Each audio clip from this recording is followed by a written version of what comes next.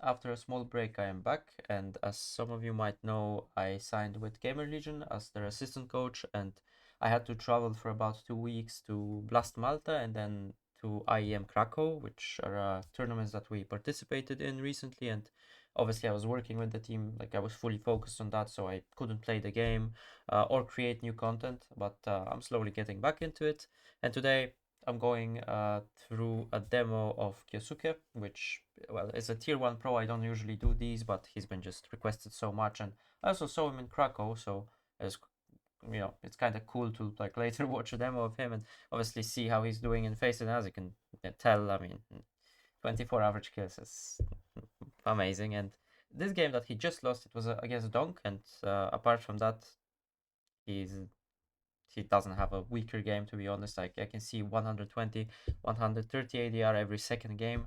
And this is the one that I chose. He dominated 13-5, and as you can see, the lobby is decent. There's a 4K elo player here, 3.6, 3.6. No one is under 3.2K elo. He got a little bit of a like worse team, I would say, and he's solo. He doesn't have a teammate, but yeah, he was 30 kills, 160 ADR. It's Mirage again, but I mean, he's playing Mirage, Ancient, and Dust, nothing else. So I mean, I'm gonna see. Maybe I'm gonna learn something from him for that map, because I know that he is not a con player. He's playing short since Nico is gone. So let's see if he does something interesting. Starting off with the pistol round, he's going to get 3 kills, and this is his in-game name, obviously a streamer mode nickname. He has a top mid spawn for like the connector peak, which is something that people do on full buys, obviously, but on a pistol round it's also nice because you have full information about someone potentially being boxes, because you can cross to boxes before the con player sees you. That's the timing, but here he doesn't have to care about that because the window like swing was spotted. And yeah, eventually he's going to see the guy on top mid wins the aim fight in 3 bullets, and every other kill he gets here is just pure mechanics. But it's, it's nice to watch. Not that I can learn from it, but yeah, it's just this adjustment. It's literally instant. Like, the only thing that you can take away from this is, noticing how much he moves. He is not static, like, not even for a second when he's holding something. And this is something that I repeat every time I'm watching, a good Faceit player, but it just goes to show how important this is. He was hit once for 10 in 3 aim fights, and I think all of those 3 aim fights he could have died. I mean, the top mid guy for sure, this guy as well. Okay, the side player, he had no chance. He was instantly flicked. But yeah, movement and crosshair accuracy. A few rounds have passed, and he didn't do much in those. He got like a few eco kills. He's on 6 now.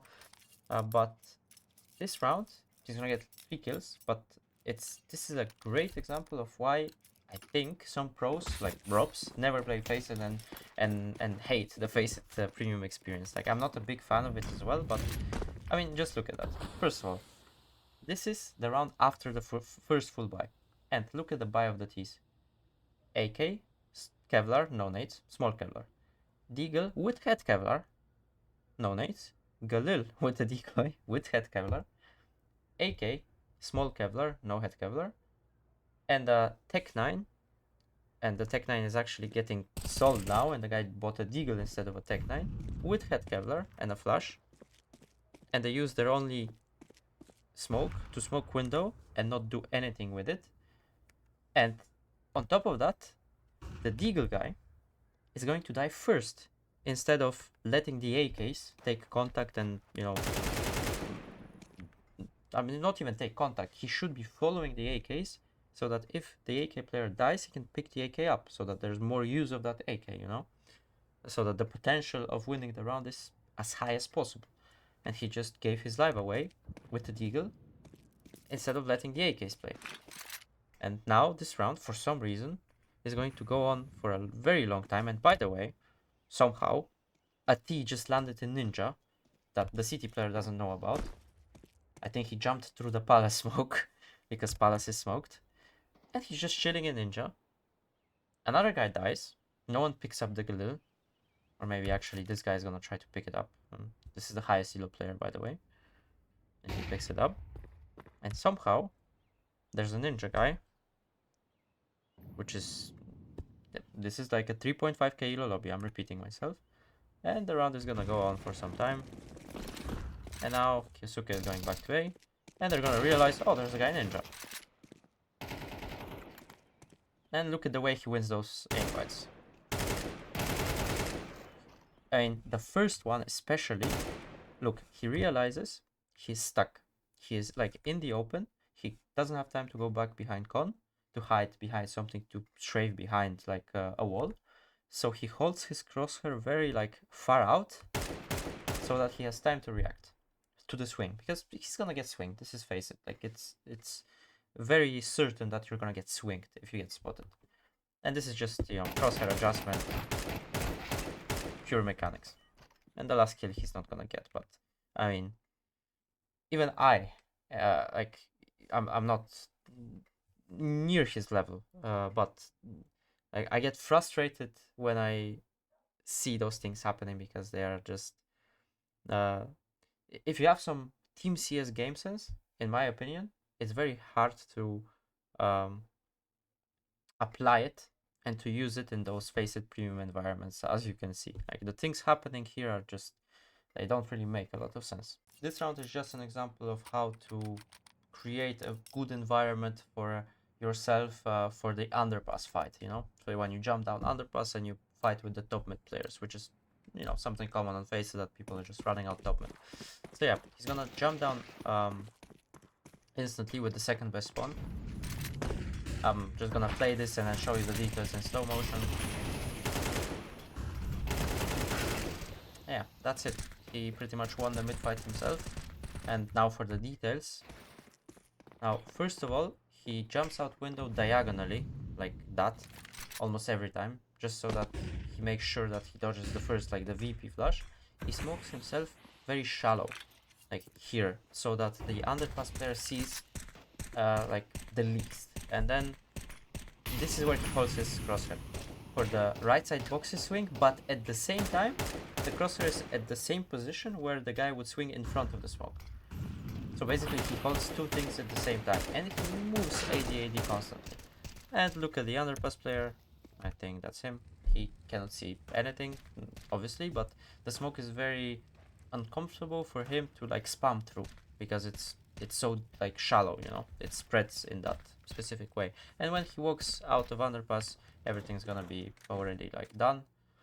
But the short player is oblivious and does not understand the underpass timing and dies to him. But either way, it was kyousuke who pretty much won the mid fight for his team in this round.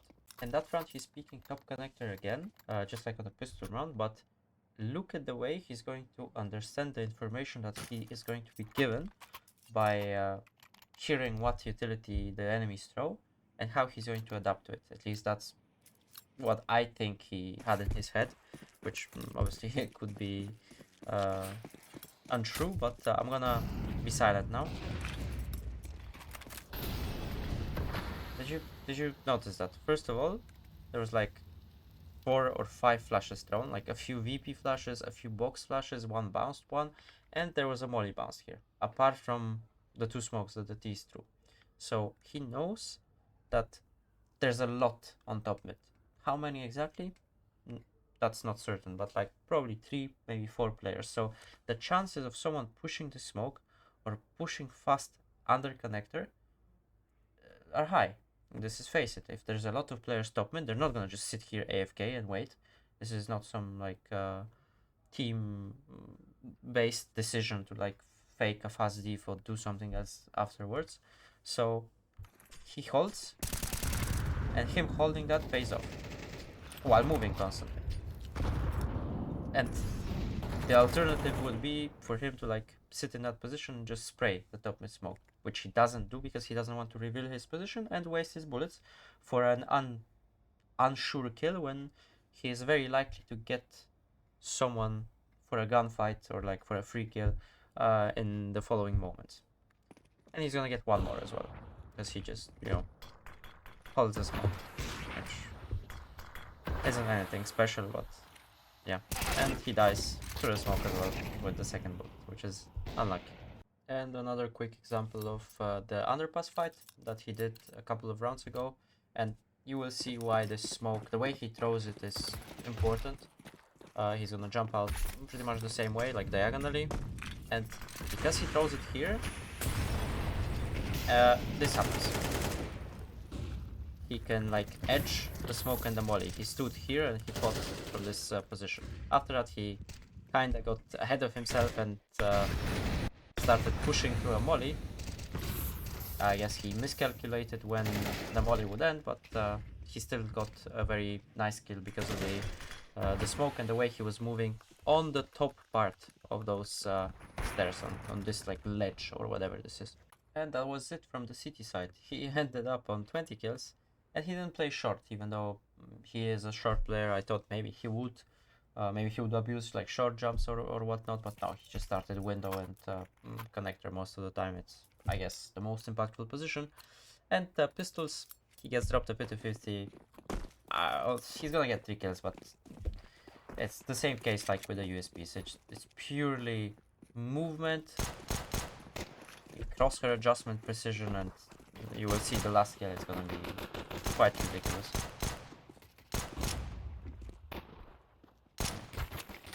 Even though he's not hitting a lot of shots, so he's moving constantly, and now the last kill with 1 HP. I don't know how he's not afraid to hold. I guess since the ping difference is not that big, he has those kills sometimes where he's just holding with his crosshair like very far from the angle, but yeah, he just one-taps someone with 5 HP while not moving, which is something very rare by the way in CS2.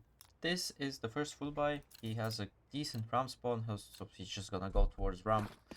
He won, obviously, the first 2 rounds. He got like a few eco frags, but now, first of all, I don't know if you noticed, but he waited like half a second or like maybe a second for the nade after the molly, because sometimes the A players are molotoving and then nading in the molly. So he waited this out, but he's gonna get naded anyway by the jungle player. And then the A player is gonna nade after the molly, like completely after the molly the second time. Doesn't care. Movement, AD wins the aim fight. And that's it. And now, this is Faceit. What he's about to do is a mistake.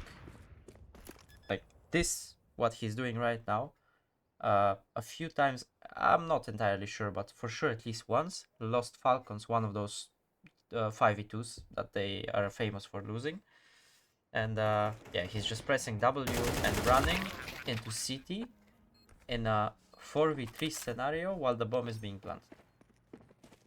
Is that necessary? Absolutely not. Is that a huge mistake in a team environment? Yeah.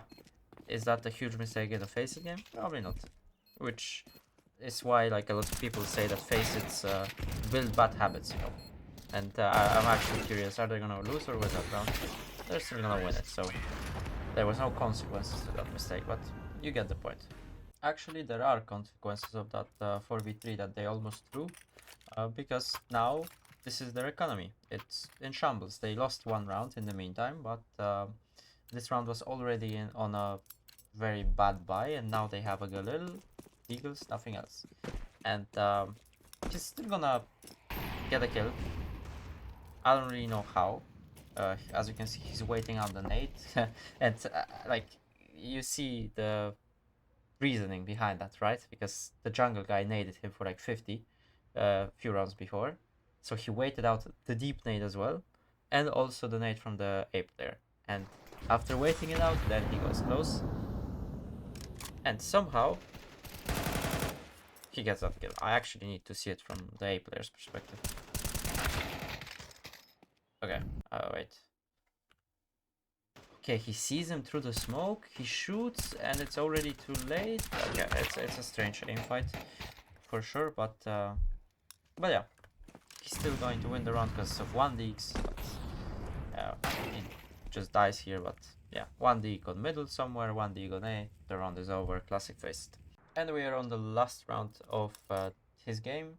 He is obviously going to win that one, and with the best pawn, he's going towards underpass. Chooses not to swing mid or go B, no, which is fine. I mean, this There's a lot of things you can do with the best pawn, and he finds himself in the same situation that he was creating on CD side. He sees the underpass smoke, so he instantly gives the info to the Opera, and that's why the Opera is going to clear underpass like that. And like this is basic CS, you know, we're giving that info and then the Opera understanding it and doing that.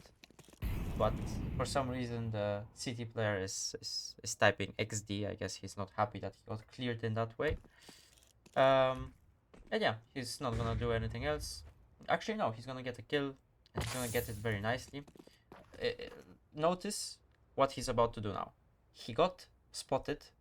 I mean, he got heard because he burnt in the molly for a bit. That's why he wide swung connector instantly, because they knew about him anyway. If there was someone connector, he would already know about his position.